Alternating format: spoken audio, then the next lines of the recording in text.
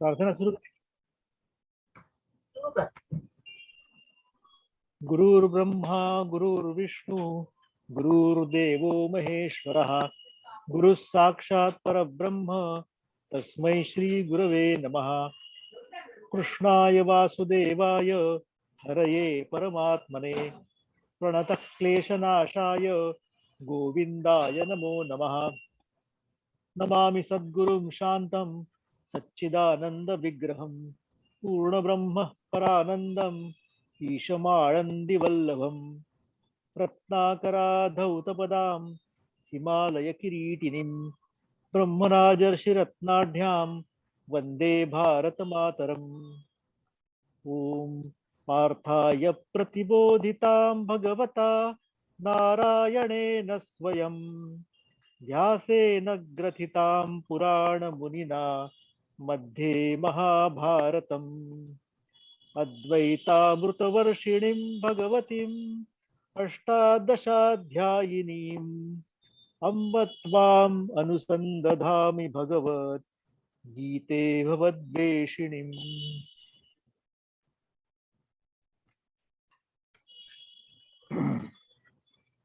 ऐसी दुर्लभ जे सद्बुद्धी जिये परमात्माची अवधी जैसा गंगेसी उदधी निरंतर तैसी ईश्वरा वाचून काही जिये आणि कलाणी नाही ते एकची बुद्धी पाही अर्जुना जगी ये रते दुर्मती जे बहुधा असे विकरती तेथ निरंतर रमती अविवेकिये म्हणोनी दया पार्था स्वर्ग संसार नरकावस्था आत्मसुख सर्वथा दृष्ट नाही यामिमां पुष्पितां वाचं प्रवदन्त्यपि पश्चितः वेदवादरता पार्थ नान्यदस्तीति वादिनः वेदाधारे बोलती केवळ कर्म प्रतिष्ठिती परी कर्मफळी आसक्ती धरुनिया म्हणती संसारी जन्मिजे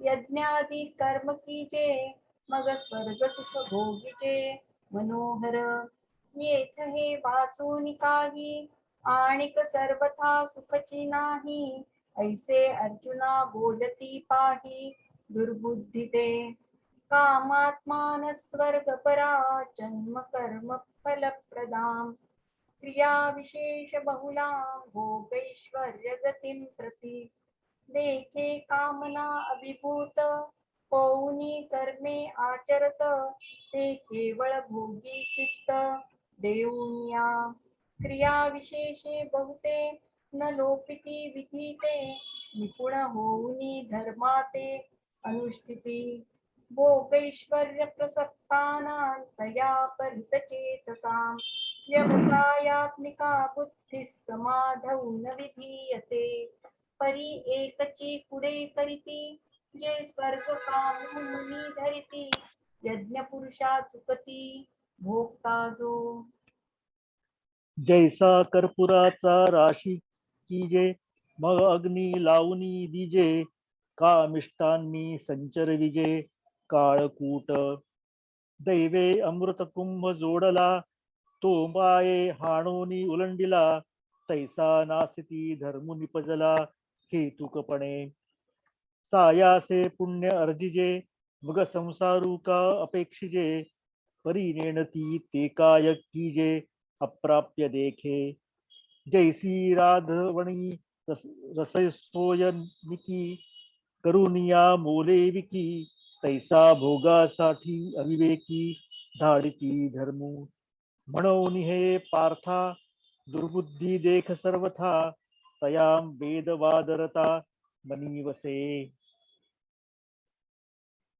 त्रैगुण्य विषया वेदा निस्त्रैगुण्यो भवार्जुन निर्द्वंद्वो नित्यसत्वस्थो निर्योगक्षेम आत्मवान तिन्ही गुणी आवृत्त हे वेद जाणे निभ्रांत म्हणून उपनिषदादी समस्त सात्विकते येर रजतमात्मक जेथ निरूपजे कर्मादिक जे केवळ स्वर्ग सूचक धनुर्धरा म्हणून तू जाण हे दुःख सुख दुःखांचीच कारण एथ जणे अंतःकरण त्रिगोदेशी तू गुणत्रया ते अव्हेरी मी माझे हे न करी एक आत्मसुख अंतरी विसंब झणी यावनार्थ उदपाने सर्वतः संप्लुतोदके तावान सर्वेषु वेदेषु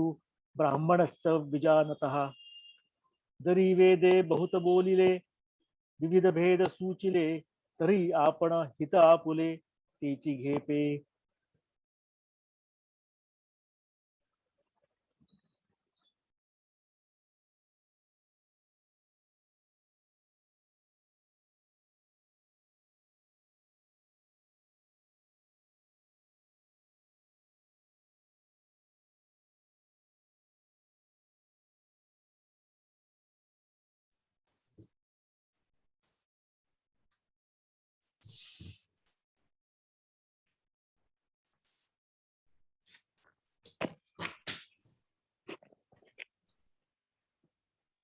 विकास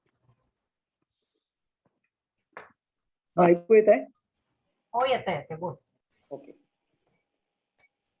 जैसा प्रकटिलिया गभस्ती अशेष ही मार्ग दिसती तरी ते तुले ही काय चाली जती सांगेही मज का उदकमय सकळ जरी जाहले असे महितळ तरी आपण घेपे केवळ आरतीची जोगे तैसी ज्ञानिये जे होती ते वेदार्था ते विवरिती मम अपेक्षित ते स्वीकारिती शाश्वत जे कर्मण्येवाधिकारस्ते मा फलेषु कदाचन मा कर्मफल हेतुर्भुर्मा ते सांगोस्व कर्मणि मनोनी आयके पार्था याची परिपाहता तुझ उचित होयाता स्वकर्म हे आत्मी समस्त ही विचारले तव ऐसेची हे मना आले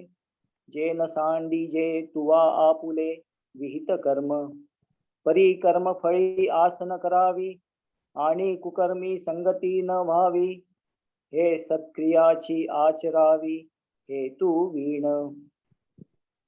योगस्थ कुरु कर्माणि संगत त्याक्त्वा धनंजय सिद्ध सिद्ध्योः समो भूत्वा समत्वं योग उच्यते तू योगयुक्त होऊनी फळाचा संग टाकुनी मग अर्जुना चित्त देऊनी करी कर्म परी आदरिले कर्म दैवे जरी समाप्ती पावे तरी विशेषे तेथ तोषावे हेही नको किम निमित्ते कोण एके ते सिद्धी न वचता ठाके तरी सिद्धी अपरिक्तोखे शोभावेन्ना आचरतान सिद्धी गेले तरी काजाची कीर आले परी ठेलिया ही सुगुण जाहले एसी चिन्मानी देखे जे तुलाले कर्म निपजे ते तुले आदि पुरुषी जरी अर्पिचे तरी परिपूर्ण सहजे जहाले जाणे देखे संता संत कर्मी हे जे सरिसे पण मनोधर्मी तेची योग स्थिती उत्तमी प्रशंसिजे दूरेण यवरं कर्म बुद्धियोगात् धनंजय बुद्धौ शरणमन्विच्छ कृपणा फलहेतवः बुद्धियुक्तो जहातीह उभे सुकृत दुष्कृते तस्माद्योगाय युज्यस्व योग कर्मसु कौशलम् अर्जुना समत्व चित्ताचे तेची सार जाण योगाचे जेथ मनाणी बुद्धीचे ऐक्याथी तो बुद्धियोग विवरिता बहुते पाडे पार्था दिसे हा अरुता कर्मयोगू परीतेची कर्म आचरिजे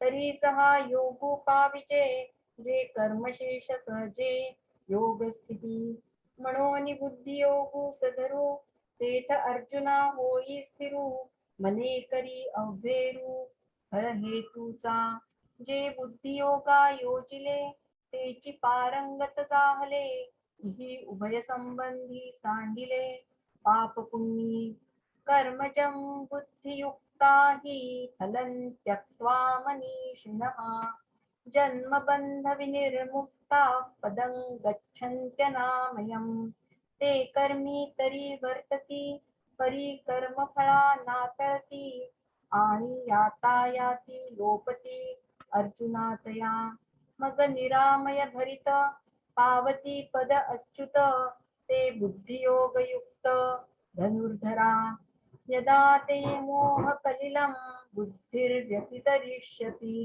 तदा गन्तासि निर्वेदं श्रोतव्यस्य श्रुतस्य च तू ऐसा तै होसी जै मोहाते या सांडिसी आणि वैराग्य मानसी संचरेल.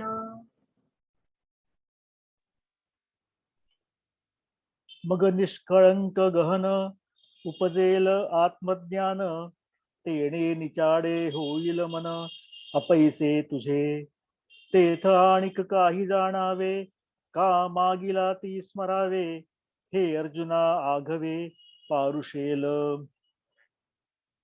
श्रुती विप्रतिपन्ना ते यदा स्थास्यति निश्चला समाधावचला बुद्धिस् तदा योगम वाप्स्यसि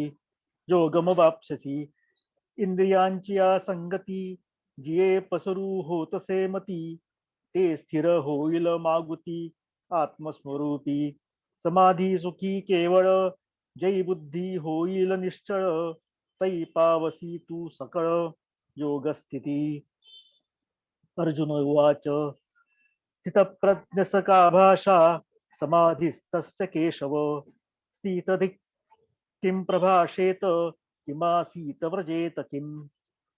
तेथ अर्जुन म्हणे देवा हाची अभिप्रावो वाघवा मी पुसेन आता सांगावा कृपानिधी.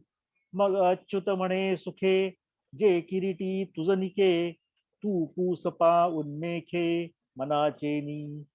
या बोला पार्थे म्हणितले सांगपाक श्रीकृष्णा ते काय म्हणिपी स्थितप्रज्ञा ते ओळखो केवी.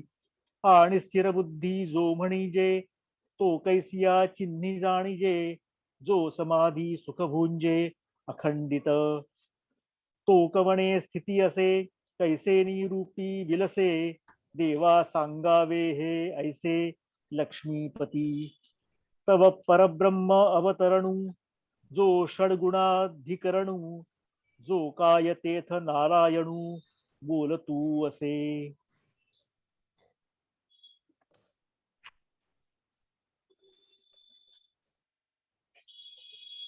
काषाय वस्त्रं करदण्डधारिणं कमण्डलुं पद्मकरेण शङ्खं चक्रं गदाभूषितभूषणाढ्यं श्रीपादराजं शरणं प्रपद्ये.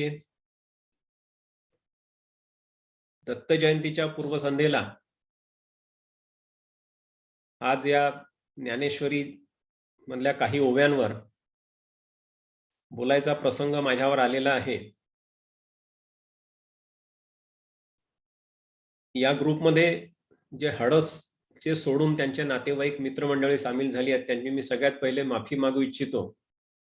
कारण मित्रमैत्रिणींसमोर हिम्मत करून बोलणं वेगळं आणि त्यांच्या मित्रमैत्रिणींसमोर बोलणं थोडं फरक पडतो.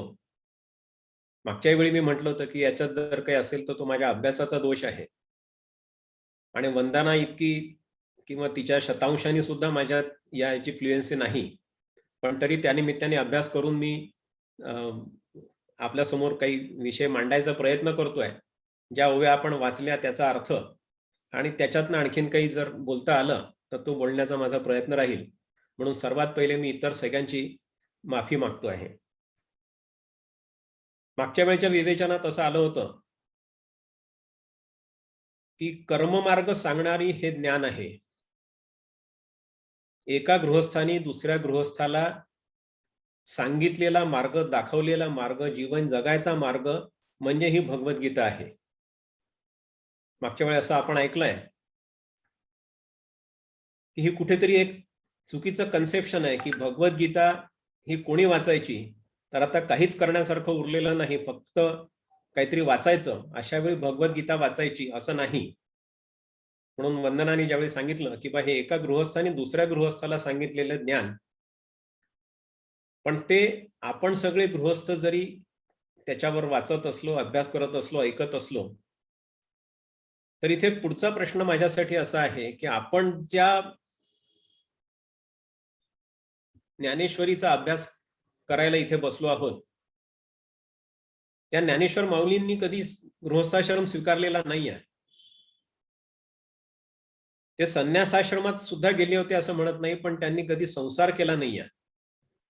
पण संसारात राहून त्यांनी संसार केला नाही, पण त्यांच्या ज्ञानेश्वरीतले उदाहरणं, त्यांच्यातले दाखले जर आपण विचारात घेतले, असं लक्षात येतं की या संसारात घडत असलेल्या प्रत्येक बारीक सारीक गोष्टींकडे त्यांचं लक्ष आहे. आणि तुम्हाला, मला, आपल्याला सगळ्यांना समजायला सोपं व्हावं अशी उदाहरणं त्यांनी या ज्ञानेश्वरीत अभ्यास करताना, ज्ञानेश्वरीमध्ये भगवद्गीता आपल्यासाठी उलगडून दाखवताना केलेली आहे. ज्ञानेश्वर माऊलींनी म्हणून हे दिलेलं पसायदान जे आहे, हे जे ज्ञान आपल्याला दिलेलं आहे, ते म्हणून आपल्यासाठी समजायला जास्ती सोपं आहे. आणि म्हणून याचा सगळ्याचा विचार करत असताना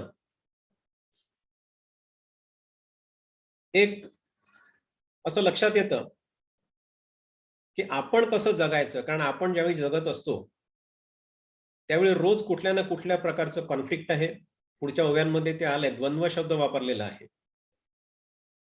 काही ना काहीतरी करायसाठी, काही ना काहीतरी मिळवायसाठी, काही ना काहीतरी प्राप्त करायसाठी आपण जगतोय, करतो आहे. मी माझी वकिली करत असेल, कोणी नोकरी करत असेल, कोणी डॉक्टर आहेत, कोणी चार्टर्ड अकाउंटंट्स आहेत. मला काहीतरी मिळवायचं आहे आणि म्हणून मी ते करतो आहे. आणि ते जर नाही मिळालं, उशिरा मिळालं, कमी मिळालं, तर मला कुठेतरी दुःख होतं. आणि या अशा सगळ्या चक्रामध्ये आपण जे सगळे सापडलेले आहोत, आपल्यासारख्या सगळ्यांचा प्रतीक, रिप्रेझेंटेटिव्ह असा अर्जुन आहे असं मी मानतो. कारण ही जे कन्फ्यूज सोल, पहिल्या अध्यायापासून जे आहे की ही जे कन्फ्यूज सोल, त्याला कुठल्या प्रकारचं कन्फ्युजन झालंय, त्याला कुठल्या प्रकारचा विषाद झालाय, अर्जुन विषाद योग जो आहे पहिला अध्यायात, आणि तो दूर करायसाठी भगवंतांनी भगवद्गीता सांगितली आहे. आणि त्याचं मार्गदर्शन माऊलींनी ज्ञानेश्वरीमध्ये केलेलं आहे. मागच्या वेळी आपण जसं सांगितलं की हे या ज्या ओव्यांचा अभ्यास करायला आपण सुरुवात केलेली आहे, त्याच्यात पुढे कर्मयोगाकडे माऊली वळले आहेत. आणि व्यावसायित्मिका आणि अव्यवसायित्मिका बुद्धी, व्यावसायित्मिका बुद्धीचं वर्णन, अभ्यास किंवा त्याच्याविषयी वंदनाने मागच्या वेळी सांगितलेलं आहे. त्याच्या अपोजिट, त्याच्या कॉन्व्हर्स म्हणजे अव्यवसायित्मिका बुद्धी, जी चंचळ आहे, जी एका ठिकाणी स्थिर नाही, अशा बुद्धीचं वर्णन आहे. मगाशी बोलताना मी जसं म्हटलं की माऊलींनी रोजच्या जीवनातले उदाहरणं दिले आहेत. या ज्ञानेश्वरीतल्या पुढच्या ओव्यांमधले काही उदाहरणं जर पाहिले किंवा काही जे आपल्या आयुष्यात त्यांनी अभ्यास केलेला आहे जर पाहिलं, तर असं पुष्कळदा वाटतं की हे आपल्याकडे पाहून लिहिलं आहे का. आपल्यापैकी पुष्कळांनी दासबोधाचा काही ना काही प्रमाणात अभ्यास केलेला आहे, किंवा काहीच नसलं वाचलं तरी उत्तम पुरुष लक्षण आणि मूर्ख पुरुष लक्षण तर आपण नक्कीच वाचतो. स्वतः संन्यासी असणारे रामदास स्वामी आणि त्यांचा शिष्य हे ज्यावेळी दासबोध लिहिलेला आहे, तर मूर्ख पुरुष लक्षण वाचायला सुरुवात केल्यानंतर दर किंवा एव्हरी ऑल्टरनेट श्लोकानंतर असं वाटतं की रामदास स्वामी कुठेतरी चुकून गोविंद निवास कॅनॉल रोड धरमपेठला आले होते आणि उल्हास औरंगाबादकरचं वागणं त्यांनी पाहिलं आहे आणि त्याच्यावरून मूर्ख पुरुष लक्षणं लिहिली आहेत. किती हा समाजाचा बारकाईने केलेला अभ्यास आहे. आणि या रामदास स्वामींच्या जवळपास 300 वर्ष आधी ज्ञानेश्वर माऊलींनी भगवद्गीतेवरचं हे अध्ययन केलेलं आहे. पण त्यावेळची समाजाची स्थिती आणि समाजात घडत असलेले एक उदाहरण पुढच्या ह्याच्यात आपल्याला पाहायला मिळेल की घरी अन्न शिजवून विकणं याचं उदाहरण दिलंय. ते कुठल्या रेफरन्स मध्ये आहे ते आपण नंतर पाहू. पण घरी अन्न शिजवायचं आणि ते विकायचं. अशा प्रकारे केवळ 21, 22, 23 वर्षाच्या आयुष्यात या सगळ्या भावंडांनी समाजाचा जो अभ्यास केला आणि समाज कुठल्या प्रकाराने किम कर्तव्यमूढ झालेला आहे, अशा प्रकारे हा एक रिप्रेझेंटेटिव्ह अर्जुन आणि आपला समाज, आपल्या समाजाचा रिप्रेझेंटेटिव्ह अर्जुन याला मार्गदर्शन या समाजाला करण्याचं काम माऊलींनी केलंय. जैसी दीप कळिका धाकुटी परी बहु तेजात ते प्रगटी तरी सद्बुद्धी हे थेकुटी म्हणून नव्हे. थेकुटी म्हणजे लहान. याचा अर्थ मागच्या वेळच्या निरूपणात वंदनांनी सांगितलेला आहे. आपल्या जीवनाची दिशा कोणती असावी आणि ते करत असताना आपण कसं वागलं पाहिजे याच्याविषयी या ओव्यांमध्ये काही प्रकाश पडलेला आहे, प्रकाश टाकण्यात आला आहे. आणि दिव्याचे एक दिवा एका अंधकाराची पणती जरी असली तरी ती पूर्ण उजळून टाकते. आणि तो प्रकाश हे सद्बुद्धीचं रूप आहे. चांगली बुद्धी ही फार कमी आहे, रेअर आहे. आणि म्हणून त्याची तुलना दिव्याच्या पणतीशी केलेली आहे. आणि म्हणून पुढे असंही म्हटलंय की आपण जर बाजारात गेलो, नदीच्या किनाऱ्यावर गेलो, समुद्रात गेलो तर गोटे खूप मिळतात. नर्मदेतले गोटे तर प्रसिद्ध आहेत, पण परीस कमी असतात. परीस म्हणजे काय हे मी सांगायची आपल्या सगळ्यांसमोर आवश्यकता नाही की ज्या परीस स्पर्शांनी लोखंडाचं सोनं होतं, असा परीस फार कमी असतो. दगड खूप मिळतील, गोटे मिळतील, नर्मदेतले मिळतील, पण असे परीस कमी असतात. आणि म्हणून माऊलींनी इथे उल्लेख केला आहे की छोटीशी पणती जसा अंधकार नष्ट करते, नाहीसा करते, परीस मिळत नाही. ठिकठिकाणी पाण्याचे रांजण भरलेले सापडतील, अमृताचा कुंभ मिळणं कठीण आहे. म्हणून जे चांगलं आहे, सद्बुद्धी आहे, सत आहे, ते कमी आहे, रेअर आहे. आणि म्हणून त्याचं महत्व आहे. आणि म्हणून श्रीकृष्णाने अर्जुनाला आणि माऊलींनी आपल्या सगळ्यांना या सद्बुद्धीची कास धरायला सांगितलंय. आता सद्बुद्धीची कास धरून काय करायचं, कसं वागायचं, आणि ते करत असताना आम्हाला कुठल्या प्रकारच्या अडचणींना समोरं जावं लागणार आहे. सद्बुद्धीची कास धरून असं म्हणतात की माणूस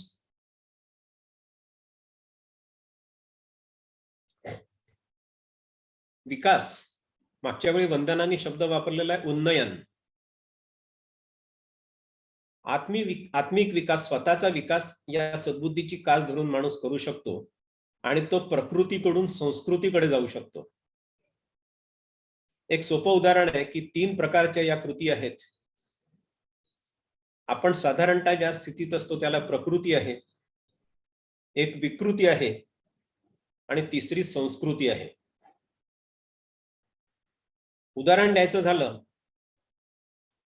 आता 9 वाजता आपल्याला सगळ्यांना भूक लागलेली असेल आणि आपल्याला भूक लागल्यानंतर आपण जेवणं ही प्रकृती आहे. भूक लागली म्हणून आपण जेवू, तहान लागली म्हणून पाणी पिऊ. बाहेर गेल्यावर उन्हाळ्यामध्ये जर फारच तहान लागली तर लिंबाचं पाणी पिऊ, कोल्ड ड्रिंक पिऊ, ही प्रकृती आहे. पण काही वेळा आपल्याला भूक नसताना सुद्धा समोरच्याला त्रास देण्यासाठी समोरच्याच्या हातातनं हिसकून घेऊन, आपल्याला त्या वस्तूची आवश्यकता नसताना समोरच्याच्या हातातनं हिसकून घेऊन कुठलीही गोष्ट आपण त्याचा उपभोग घेणं ही विकृती आहे. आपल्याला गरज नाहीये त्या गोष्टीची, आपल्याला माहिती आहे की आपल्याला या गोष्टीची आवश्यकता नाहीये, पण तरी ती आपण करायला धावतो, ती विकृती आहे. पण स्वतःला भूक लागली असताना, स्वतः अन्नाच्या ताटावर बसला असताना समोर जर एखादा कोणीतरी भिकारी आला आहे किंवा एखादा याचक आला आहे, एखादा साधू आलाय, संन्यासी आलाय की ज्याला आपल्यापेक्षा जास्ती त्या पोळीची गरज आहे, म्हणून आपल्या ताटातलं सगळं अन्न त्या भिकाऱ्याला, त्या याचकाला, त्या साधूला, त्या संन्यासाला देऊन टाकणं ही संस्कृती आहे. आणि म्हणून या सद्बुद्धीचा उपयोग प्रकृतीकडून संस्कृतीकडे जाण्यासाठी जास्ती करायचा आहे. विकृतीकडे जायला काही उपयोग करावा लागत नाही. विकृती ही सहज पण आम्ही त्या विकृतीकडे जाण्याचा एक नॉर्मल प्रॅक्टिस आहे. म्हणून इथे असं म्हटलं आहे की या सद्बुद्धीचा उपयोग हे प्रकृतीकडून संस्कृतीकडे जाण्यात करायचा आहे आणि प्रकृतीकडून संस्कृतीकडे जाण्यातच पुरुषार्थ आहे. आणि जे करणं कठीण आहे ते करणं सोपं आहे ते तर कोणी करतं, पण जे कठीण आहे त्या दृष्टीने मनावर विजय मिळवणं आहे, त्या दृष्टीने आपल्या व्यवहारावर संयम बाळगणं आहे, त्या दृष्टीने आपलं समाजात वावरणं आहे. हा विजय मिळवणं हे कठीण आहे आणि म्हणून जे कठीण आहे तेच आम्हाला करायचं आहे. आणि ते करत असताना पुढे आम्हाला काय काय अडचणी येऊ शकतात हे पुढच्या काही ओव्यांमध्ये भगवंतांनी सांगितलेलं आहे.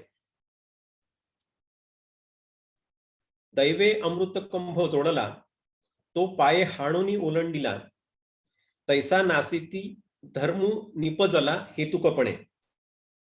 ओलंडिला म्हणजे पालथा केला. इथे मगाशी मी जे म्हटलं की एखाद्या सुगरण स्त्रीने अन्न शिजवायचं आणि ते पैशाच्या लोभाने विकून टाकायचं. अविचारी लोक ज्या क्रिया करत असतात, ज्यांचं कर्तृत्व असतं, हे कुठल्या तरी गोष्टीच्या लालसेने असतो, उपभोगाच्या लालसेने असतो, काही गोष्टी मिळवण्याच्या इच्छेने असतं. हे केलं तर ते मिळेल, ते केलं तर ते मिळेल, अशी ती एक लॅडर, अशी ती एक शिडी धरून मी स्वर्गाच्या आरोहणासाठी मी सिद्ध होईन, मी स्वर्गामध्ये पोचायला मला काही ना काहीतरी याच्यातनं पॉइंट्स मिळतील. असंख्य लोक समाजामध्ये समाज उपयोगी काम करताना दिसत असतात. मागच्या वेळेच्या विवेचनात असं आलेलं आहे की थोडंसं काही केलं की आम्ही लगेच फेसबुक, व्हॉट्सअप, इंस्टाग्रामवर ते पोस्ट करत असतो. पण मी जे करतो आहे ते कुठल्याही गोष्टीच्या प्राप्तीसाठी करत नाही. हा माझा जगण्याचा मार्ग आहे, हे माझं जीवन आहे, मी असाच जगणार आहे म्हणून मी करतोय.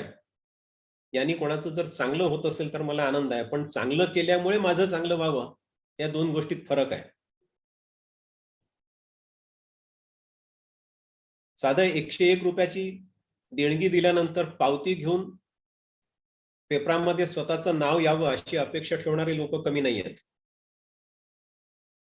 देवळांमध्ये आपण जातो, 5001 रुपयाच्या संगमरवरीच्या पायऱ्या असंख्य दिसतील आपल्याला. आणि म्हणून हे सगळं कठीण आहे. आणि जे कठीण आहे तेच करण्यात खरा पुरुषार्थ आहे. आणि ते का करायचं, ते कसं करायचं हे या कर्मयोगामध्ये सांगितलेलं आहे. इथे द्वंद्व जे रोजच्या जीवनात आपला येत असतं, सुख दुःख आहे, न्याय अन्याय आहे, राग लोभ आहे, या सगळ्या द्वंद्वांच्या पार जाऊन आम्हाला भगवंत सांगतात की या सगळ्याच्या पुढे तू जा. चांगलं केल्याने सुख होतं, पण ते नाही झालं तर मला दुःख होतं. म्हणून हे करायचं आणि हे नाही करायचं याच्या पार तू जा. हे मला करायचं आहे, हे माझं निहित कर्तव्य आहे आणि म्हणून मी ते करीन. ते केल्याने मला काय फळ मिळेल याची कुठलीही अपेक्षा न ठेवता हे माझं काम आहे, हे करणं माझं कर्तव्य आहे, म्हणून मी ते करीन, अशा प्रकारचा उपदेश भगवंतांनी आणि पर्यायी माऊलींनी आपल्या समोर केलेला आहे. मागच्या वेळी मी 2 श्लोक ह्याच्यातले म्हटले होते. आज याच्याशी संबंधित 2 श्लोक अजून म्हणून दाखवण्याचा मोह निश्चितपणे मला होतो आहे. विभो कर्माहुनी अधिक बरवे ज्ञान म्हणसी, तरी तू काय येथे मज कडून हिंसा करविसी. वदे तै पार्थासी यदुपदी करी कर्म नियते, फलेशा सांडूनी सहज मग नैष्कर्म्य घडते. हराया भूभारा अवित अवतारासी धरितो, विनाशूनी दुष्टा सतत निजदासा सुखवितो. नियंता मी भूता समजुनी असे कर्म मजसी, समर्पी तू कर्मी मग तिळभरी बद्ध नससी. फलेशा सांडूनी सहज मग नैष्कर्म्य घडते. फळ काय मिळणार आहे, कुठल्याही प्रकारच्या फळाची अपेक्षा न ठेवता कर्म करत राहणं हे कठीण आहे. म्हणून मगाशी मी जसं सांगितलं की जे कठीण आहे ते करणं याच्यात खरा पुरुषार्थ आहे. आणि म्हणून फलेशा सांडूनी सहज मग नैष्कर्म्य घडते.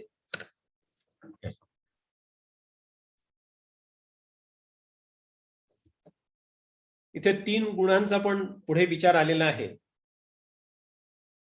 सत्वगुण, रजोगुण आणि तमोगुण. आणि साधारणतः सत्वगुण हे मनाचं लक्षण आहे. रजोगुण आणि तमोगुण हे शरीर आणि बुद्धीचे लक्षण आहेत. आणि अर्जुन नेमकं तेच विसरलाय. अर्जुनाचं जे कन्फ्युजन झालेलं आहे ते माझं काय कर्तव्य आहे, माझ्या मनाप्रमाणे मी काय केलं पाहिजे, माझं काय धर्म आहे ते अर्जुन विसरलाय. आणि म्हणून भगवंत तिथे त्याला सांगतात आहे की अर्जुना, स्वधर्माचरण हे तुझं कर्तव्य आहे. सत्वगुण कोणामध्ये आहे की नाही हे पाहण्याची 2 लक्षणं सांगितली आहेत. एक म्हणजे त्याची धर्मनिष्ठा आणि दुसरं लक्षण म्हणजे त्याचं स्वधर्माचरण. धर्मनिष्ठा तर निसंदेह आहे, पण धर्मनिष्ठा जरी असली तरी स्वधर्माचरण हे अर्जुन करायला विसरला आहे. कुठल्या तरी मोहापायी, कुठल्या तरी कन्फ्युजन पायी क्षत्रियाचा जो धर्म आहे की पाप्यांचा नाश करणं, सद्बुद्धीचा जय मिळवणं, दुर्बुद्धीचा नाश करणं, जे वाईट आहे त्याचं क्षालन करणं, या स्वधर्माचरणाला अर्जुन विसरला. आणि म्हणून भगवंताला या मार्गाने अर्जुनाला वेगवेगळे मार्ग जे त्यांनी सांगितल्यात, वेगवेगळे जे ऑल्टरनेट आर्ग्युमेंट्स, मागे मी शब्द वापरला होता, अशा ऑल्टरनेट आर्ग्युमेंट्स करत भगवंताने अर्जुनाला त्याचं काय कर्तव्य आहे हे सांगायचा प्रयत्न केला आहे. तू गुणत्रया ते अभेरी, मी माझे हे न करी, एक आत्मसुख अंतरी विसंबझणी. सत्व, रज आणि तम हे तिन्ही गुण तू टाकून दे असे भगवंत त्याला म्हणतात. हे तिन्ही टाकून दे. तू मी किंवा माझं, माझ्यामुळे या कुठल्याच गोष्टीचा विचार करू नकोस. आपल्या रोजच्या जीवनात सुद्धा आपण पाहत असतो, आपण स्वतः सुद्धा त्याला बळी पडत असतो की आपल्यामध्ये हा मी हा जो घुसलेला आहे हा इतका भयानक आहे आणि याच्यामुळे इतका आपल्याला त्रास होतो. काही वेळा गमतीत उदाहरण देतात की माझी स्वतःची आई. तर आई म्हटल्यानंतर एकच आहे ती व्यक्ती. माझी आई ती माझीच आहे, पण माझी पुढे स्वतःची आणि आई. तर हा मीपणा जो माझ्यात शिरलेला आहे आणि त्याच्यामुळे मी हे करीन, मी ते करीन. छोट्या छोट्या गोष्टींमध्ये सुद्धा आमची सांगायची सवय असते की हे मी केलं, हे मी केलं म्हणून झालं. हे मी नसतं केलं तर झालंच नसतं, होतच नव्हतं, ते अडकलं होतं. माझ्या व्यवसायात मी सांगतो, माझ्या नोकरी पेशात मी सांगतो की ते असं झालं होतं, ते मशीन असं थांबलं होतं, मी केलं. वकिलीत मी सांगतो की तो फलाना पक्षकार आला होता आणि मी जर त्याला सोडवलं नसतं तर तो जात होता जेलमध्ये. हा जो मी आहे, हा मी सतत आमच्या आडव्या येतो आहे आणि तोच कुठेतरी कन्फ्युजन मध्ये अर्जुनाला आडवा आला की मी काय केलं पाहिजे. आणि म्हणून भगवंत अर्जुनाला म्हणतात आहे की तू मी किंवा माझं पण हे सगळं सोडून दे. आता तुझं धर्माचरण हे कर्तव्य आहे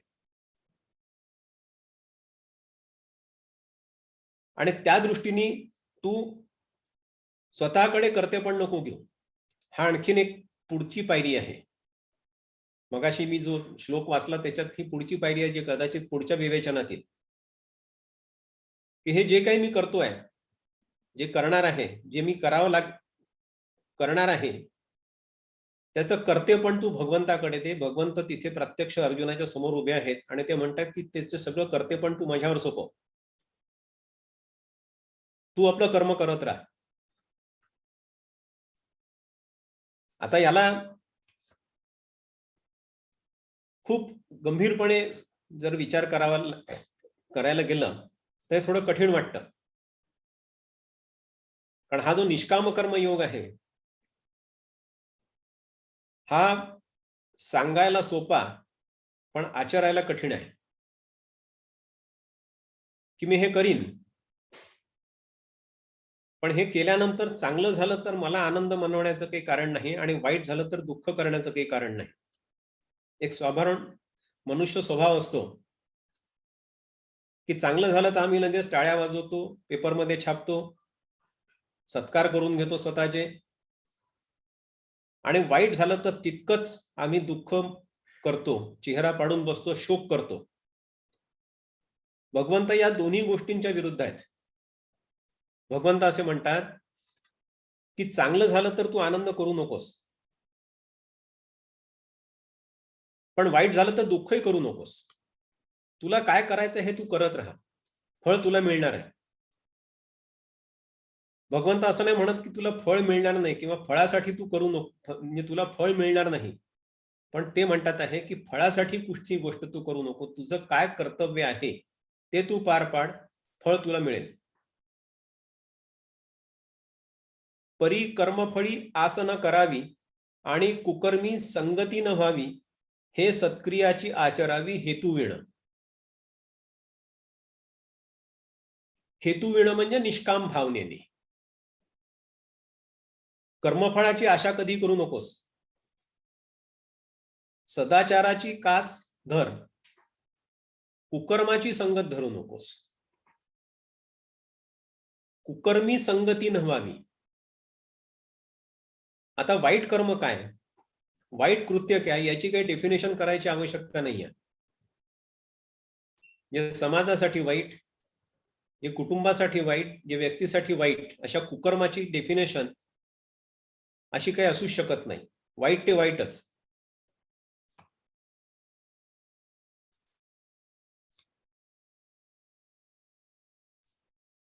आणि म्हणून भगवंत तिथे अर्जुनाला असं म्हणतात आहे की वाईट कामाची संगती करू नकोस आणि तू जे काम करतो आहेस ते निरंतर करत राहा. ते करत असताना जे फळ मिळेल ते निष्काम भावनेने स्वीकार. आणि हे जे लक्षण आहे हे फक्त मनुष्यच प्राप्त करू शकतो. इथे थोडासा मनुष्य आणि इतर प्राण्यांमध्ये हा फरक आपण समजून घेतला पाहिजे. आहार निद्रा भय मैथुनंच असं एक साधारण जे आपल्या क्रिया घडत असतात, आहार निद्रा भय मैथुन, त्या इतर प्राण्यांमध्येही आहेत.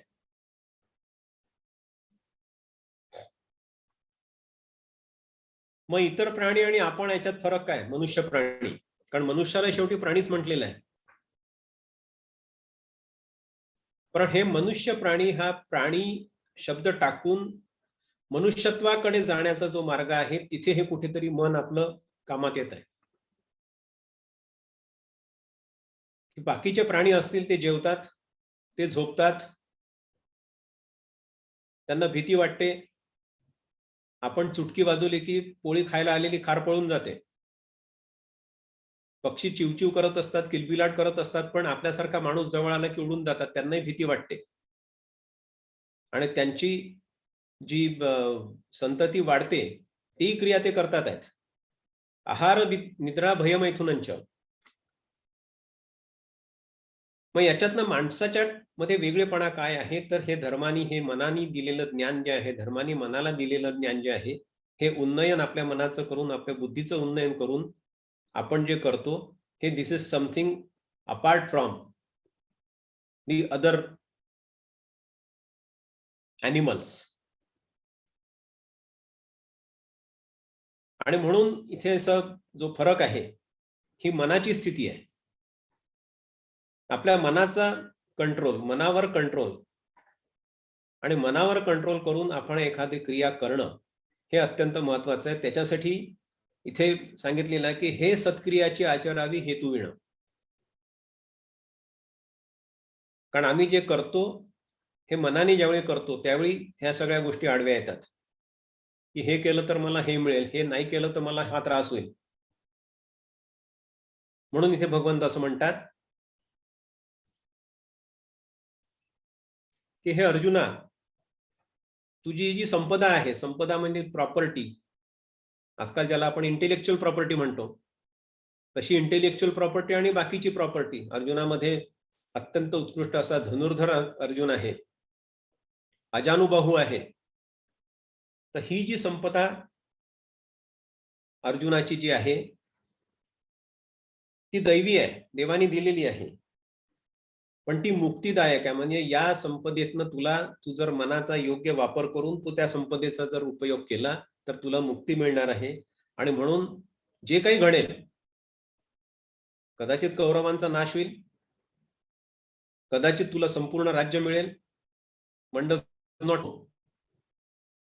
भगवंतानी तिथे त्याला, अर्जुनाला कधीच असं सांगितलेलं नाहीये की हे तर तुझ्यासाठी चुटकीसरशी आहे, तू 2 मिनिटात पूर्ण युद्ध जिंकू शकतोस.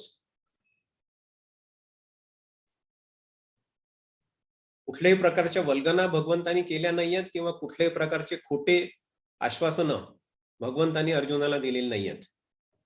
आणि म्हणून हे जे आपण म्हटलेलं आहे की हा एक जीवन जगायचा मार्ग त्या निमित्ताने भगवंतानी आपल्याला सांगितलेला आहे. Arjun is representative. नाही तर भगवंताला हे अशक्य नव्हतं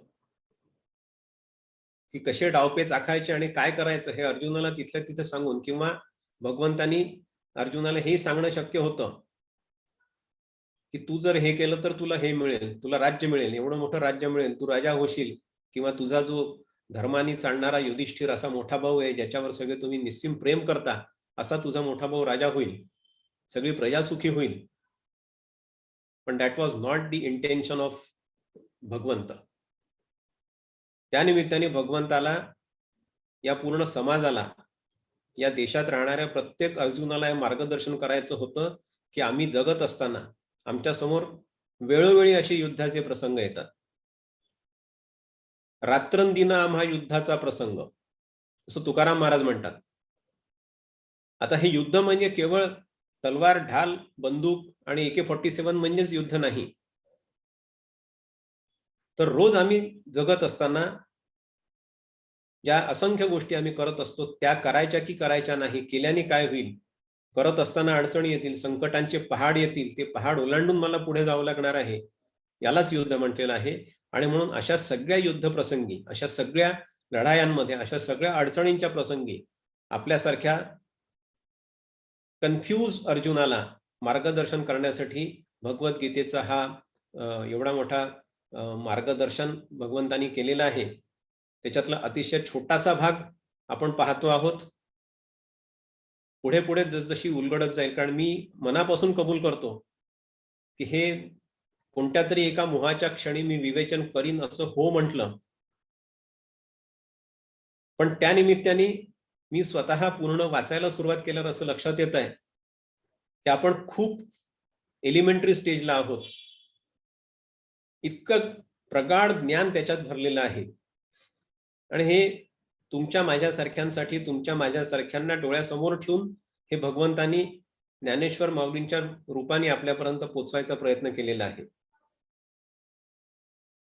आणि म्हणून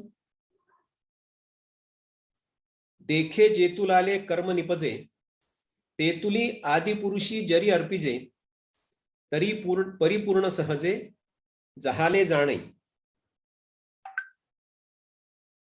कर्मयोगाचा स्वीकार करून जो फलाशेला म्हणजे ज्या फळप्राप्तीला दूर ठेवतो, आणि विहित कर्म हे प्रत्येकाचं वेगळं आहे. मागच्या वेळी वंदनाने फार चांगली उदाहरणं दिलेली आहेत, सचिन तेंडुलकर पासून लता मंगेशकरांपर्यंत. ते त्याचा धर्म असा शब्द तिने वापरला होता की तो त्यांचा धर्म आहे. पण प्रत्येकाचं विहित कर्म जे आहे, पण हे विहित कर्म आपण करत राहणं हाच खरा पुरुषार्थ आहे. आणि ही मनाची समतोल स्थिती ज्याला म्हटलेलं आहे, कारण सत्वगुण हा मनाशी कोरिलेट केलेला आहे. तर मनाची समतोल स्थिती जी आहे याला योग स्थिती असं म्हटलेलं आहे की मी करत राहीन, माझं नियत कर्म जे आहे ते मी करत राहीन. मग त्याच्यात अडचणी येऊ, फळ मिळो अथवा न मिळो, हवं असलेलं फळ मिळो किंवा न मिळो, जेवढं पाहिजे होतं तेवढं फळ मिळो किंवा न मिळो, निहित कर्म मी माझं करत राहीन, हा मनाचा समतोलपणा ठेवून मी माझं काम करत राहीन, असं भगवंत अर्जुनाला सांगतात आहे. आणि पर्यायाने आपल्या सगळ्यांना भगवंतांचं मार्गदर्शन आहे. मला असं वाटतं की माझा अभ्यास जेवढा आहे तेवढ्या याच्या भरोशावर आणि दिलेल्या वेळात मी थोडंफार तुमच्या समोर मांडण्याचा प्रयत्न केला आहे. ज्ञानेश्वर महाराज की जय. कीर्ती. हो, आता उल्हासनी जशी माफी मागितली तशी मी त्या उल्हासपेक्षा जास्त काकुळतीने मागायला पाहिजे, कारण की माझं मराठी पण आता नागपूर सोडल्यापासून वर्षापासून थोडं हे झालंय, म्हणजे प्युअर नाही आहे एवढं. आणि म्हणून मी म्हंटल की आसामीज मध्ये मी आज प्रार्थना म्हणीन. तर इथे एक महापुरुष श्रीमंत शंकरदेव नावाचे संत झाले आहेत 15-16 सेंचुरी मध्ये. ते आसामीज पॉलिमॅथ म्हणू शकतो आपण त्यांना. ते संत, कवी, नाटककार, डान्सर, ऍक्टर, म्युझिशियन, आर्टिस्ट सगळं त्यांच्यामध्ये गुण होते. आणि त्यांनी एकशरण धर्म प्रचार केला. भक्ती मुवमेंट म्हणजे कृष्णाला शरण या सगळे असं. तर त्यांचे ते 120 वर्ष जगले आणि त्यांचे सक्सेसर आहे माधवदेव गुरु. तर त्यांनी लिहिलेली एक प्रार्थना मी आज वाचते तुमच्या समोर. चूक झाली तर माफ कराल. कृष्ण कृष्ण एक देव दुख हारी, काल माया धीरो अधिकारी. कृष्ण बिने श्रेष्ठ देव नाही नाही आरो. सृष्टि स्थिति अंतकारी देव, तांत बिने अन नाही केब. जानी बा विष्णु है समस्त जगते हार. राम जानी बा विष्णु है समस्त जगते हार. ही झाली प्रार्थना. याच्यात कृष्णाबद्दलच त्यांनी वर्णन केलेलं आहे की श्रीकृष्ण हे एकमात्र दुःखदारी देव आहेत. तेच काल आणि मायेचे शासक आहेत. कृष्णासारखं समान श्रेष्ठ देव अन्य कोणी नाही. आता तेच सृष्टीचे निर्माता, रक्षक तथा नाशक आहेत. त्यांच्या समान कोणी ईश्वर नाही. आता थोड्या वेळापूर्वी जसं उल्हासनी सांगितलं, इथे माधवदेव गुरु म्हणतात की कृष्णाचे जे 3 गुण आहेत ते 3 ईश्वर म्हणजे कृष्णाचे 3 गुण, सत्व, रज, सत्व आणि तम. हे कृष्णाचे 3 गुण आहेत. ते 3 ईश्वर रूपाने कृष्णाने हे केलेले आहे. म्हणजे आणि रजत ब्रह्मदेव आणि सत्व विष्णू आणि तम रुद्र किंवा हर किंवा शिव. तर ब्रह्मा सृष्टी करता, विष्णू पालन करता आणि नाशक तम करणारे शिव. तर हे 3 रूप जे आहेत ते ईश्वर कृष्णाचेच आहेत. म्हणून आपण कृष्णालाच शरण यायचं. ते आपण कृष्णाला मानायचं. सगळ्यात श्रेष्ठ ईश्वर कृष्ण आहे.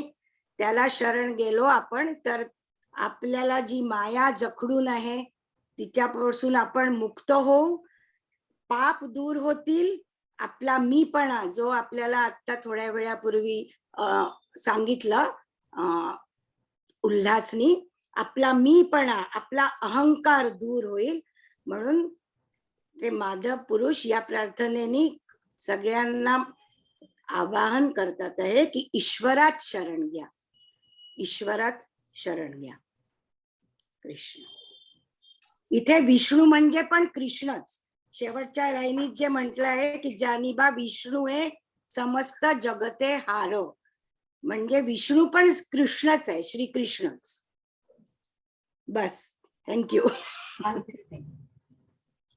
विकास प्रार्थना म्हणतो शेवटली. हो. वसुदेव सुतं देवं कंसचाणूरमर्दनं देवकी परमानन्दं कृष्णं वन्दे जगद्गुरुं योगेशं सच्चिदानन्दं वासुदेवं व्रजप्रियं धर्मसंस्थापकं वीरं कृष्णं वन्दे जगद्गुरुं, कृष्णं वन्दे जगद्गुरुं. श्रीकृष्णार्पणमस्तु.